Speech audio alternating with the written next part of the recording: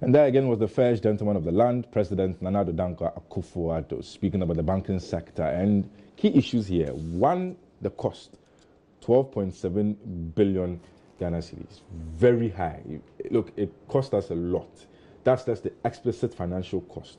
You know, the implicit cost, the trauma that people had to go through, people who lost their jobs, people who were scared of losing their deposits. It's not an easy thing to wake up in the morning and hear that your bank has collapsed. You start wondering, will I get my money back, my children's school fees, and everything. Another thing he mentions is the Fiscal Stability Advisory Council. So the 4 regulators, that's the Bank of Ghana for the banking and non-banking sector, the National Insurance Commission for insurance, the National Pensions Regulatory Authority for the pensions, and we have the Securities and Exchange Commission for the capital markets. Bringing them together, they're going to advise the president so that issues like men's good and other things, because you know some of the banking issues, you have a bank that's playing in the banking space, has an offshoot or a subsidiary in this space, and funds were commingled and mixed up and the issues came up. So if this inter-institution body comes together, would that be the solution? Nana? Would that be a solution to some of the challenges we see in the financial services sector? I hope so. I hope so. The only thing is the informal system has been there where the 4 regulators within the same sector were supposed to communicate with each other. But that was an informal one. So now it's been formalized into this council. And as you can see from the members, it's one from each of the 4. You rightly set it out, because sometimes when you talk of the financial system, many people think it's only the banking system. The bank's true. Yes, very true. You got the capital markets, you got the insurance, and then the latest kid on the block is the pensions. You know, so all 4 together. Now, the representatives on this council will therefore ensure that they talk to each other. And if they talk to each other, instead of living in fiefdoms, you know, then you cannot play one against the other. Because if you take men's gold, for instance, initially it was to be caught by the Deposit Taking Institutions Act, because they were alleged to have been taking deposits. And then quickly they changed to sell collectibles, which is some investment. And so they moved from being under BOG to becoming under SEC. You know. Now, if the council has been there, then it would not have been that easy to make that move. So I think those are some of the things that we need to, and especially now that we have bank assurance, where banks are giving insurance, or they are also linking up with insurance companies. It also means that we need a system to be able to make sure that we know what each of them is doing. So this Financial Stability Advisory Council is a good move, and although theirs is not backed by law as the fiscal one, but still they will have some, because they are advisory.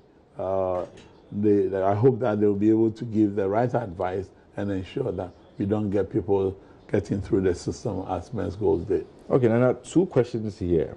One obvious one, do you think this should also be backed by law, like we see with the fiscal, or we should have a sort of dry run to see how effective it is before we put this in law? And then the latter, let's have a trial period, a year or 2, and then if we still see that people are slipping through, then we could back it by law. But as it stands now, no. Okay. Okay. Second one has to do with the Twin Peaks regulatory model practice somewhere in South Africa, or in South Africa. Some would argue that this also looks into the loopholes that exist between different regulators. Is Ghana's economy ready to take such an approach in financial services regulation? Okay, I'm not too familiar with the South African one, but familiar with the UK one, where for the financial services sector, we have the Bank of England looking after the prudential, and then the Financial Conduct Authority FCA, looking after the rest, you know, because they came to replace the FSA. You had the Financial Services Authority, and now they collapsed that and said, no, banking should be strictly regulated by the banking regulator, which is the central bank. Okay. So if we are to have a similar thing here, where we have the prudential one under Bank of Ghana, and then the financial conduct under another council, regulating all the rest, it will be a better model than what we have now, because at the moment we have Bank of Ghana doing the two activities, and then each of the other three also doing their own. But in the financial services, they are all in one industry, and therefore it will be good to put the Financial Conduct Authority, or at least the UK model type, where you have the Financial Conduct Authority looking after all of them, and then for the prudential returns, the Bank of Ghana will deal with that. Yeah. Now, just for education to viewers and listeners out there, and for myself, I would assume that the prudential refers to the numbers that would deal with the hard stuff, and then the financial conduct will deal with more of the customers and how they engage or interface with the institution. That's right. Is that right? Yes. Okay, so well and good. So if you hear prudential regulation, it's got to do with the hard numbers. How are their balance sheets looking like? Their liquidity, their solvency, etc. When you talk about the financial conduct, how are you and I, customers, interfacing or relating with the banking institutions or the banks at large?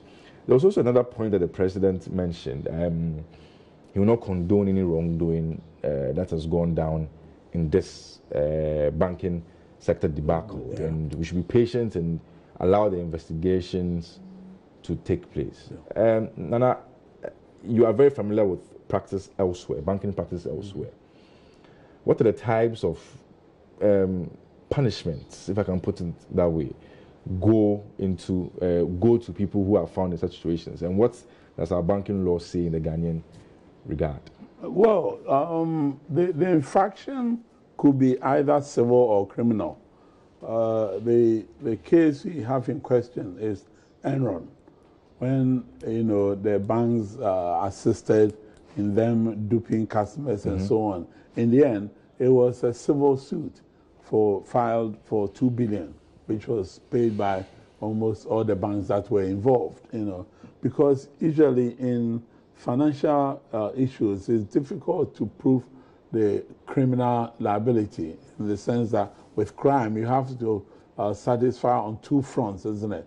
That he had the intention to really commit, and then he did an action which committed, the lawyers will tell you. So yes, criminal liability is there, and at the moment we've been assured, not only by the president but by the body in charge of the banking regulation, which is Bank of Ghana, that anyone found culpable, they will deal with the law. And IOCO has also confirmed that they have interviewed quite a number of them. So I think we just have to exercise some patience.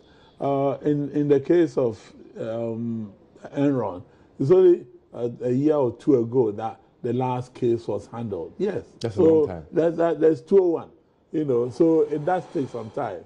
So I think we should have patience. Yeah.